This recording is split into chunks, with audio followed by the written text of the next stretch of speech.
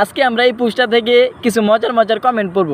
তো চলেন আগে পোস্টটা দেখি কি লিখছে, যে স্বামীর প্যান্ট ধোয়ার সময় পকেটে টাকা পেলে ওই টাকা কি ফেরত দেওয়া উচিত?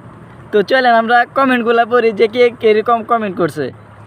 তো কমেন্টে ঢুকার পরে প্রথমে একজন কমেন্ট করছে লোভনীয় স্বাদ বাংলাদেশের রেসিপি। যাই হোক, উনি কমেন্ট করছে না, একদমই না, মানে স্বামীর প্যান্ট ধোয়ার সময় যদি টাকা পাওয়া যায় সেই টাকা দেওয়া উচিত না, এরকমই লিখছেন উনি।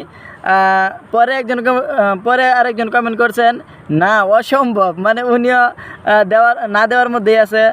পরের জন্য একই কমেন্ট করছেন, এরপরের জন্য একই কমেন্ট করছেন। তো আফসার ভাই নামক একজন কমেন্ট করছেন যে অবশ্যই দেওয়া দরকার, উনি একটু পজিটিভ মাইন্ডের লোক মনে হয়, এই জন্য অন্যরকম কমেন্ট করছেন। তো এরপরের জন কী কমেন্ট করছেন আমরা দেখি। আরেকজন কমেন্ট করছেন অবশ্যই ফেরত দেওয়া উচিত। এরপরের জন কমেন্ট করছেন নিজের মনে করে রেখে দেওয়া উচিত। হ্যাঁ গাইস, এটা একটু পানি, মানে প্যান্ট দেওয়ার সময় যদি টাকা পাওয়া যায় এটা নিজের মনে করে রেখে দেওয়া উচিত, উনি কমেন্ট করছেন। যাই হোক, এরপরের জন কমেন্ট করছেন না, উচিত না, মানে একই কমেন্ট করছেন একদম না। পরের জন কমেন্ট করছেন না আপু, বেশিরভাগই মানে নার পক্ষে কমেন্ট করছেন। কিছু পজিটিভ মাইন্ডের লোক আছে যারা মানে ফেরত দিয়ে দেওয়া উচিত এরকমই কমেন্ট করছেন। একজন থার্ড পার্সন পাওয়া গেছে যে কমেন্ট করছেন যে জানি না, বিবাহিত আপুরা বলে যান, মানে উনি কোন পক্ষেই নাই আর কি।